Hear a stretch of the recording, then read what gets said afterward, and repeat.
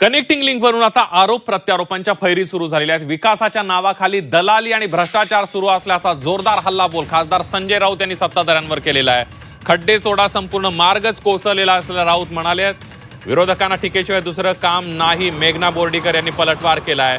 Connecting link नाही, retaining वॉलचं काहीसं नुकसान झालंय, दुरुस्तीचं काम सुरू असल्याचं मेघना बोर्डीकर यांनी म्हटलेलं आहे।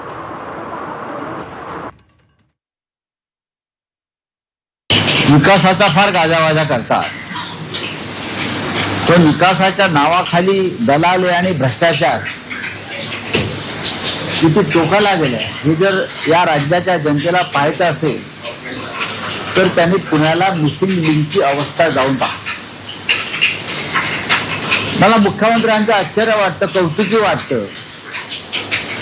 शिकला सवरलेला माणूस आहे, सुशिक्षित आहे, जग फिरलाय, पर्यटन करतात।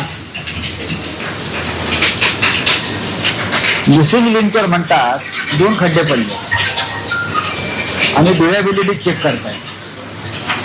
काय मुख्यमंत्र्यांनी जाऊन पाहावा का अवस्था, अख्खा मिसिंग लिंक कोसळला। खड्डे सोडून द्या, अख्खा मिसिंग लिंक धोधो कोसळलेला आहे। याचं कारण भ्रष्टाचार, दलाली आणि बेफिकीर।